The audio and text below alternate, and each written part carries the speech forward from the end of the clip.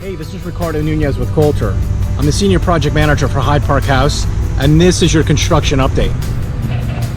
Material continues to arrive daily as we continue to progress. What you see arriving now is sheet piling, which is used to help us with excavations of our pile caps.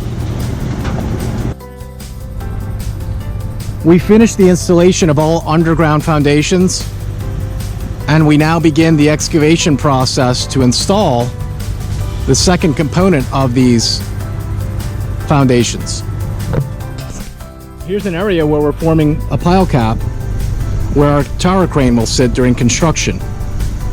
And right now I'm in an area that's been excavated and getting ready for the next phase, which is again another pile cap. Take a look at this. You can see the scale and the size of this specific pile cap.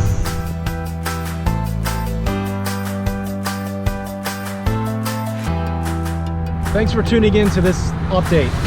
Hyde Park House, luxury living, timeless style.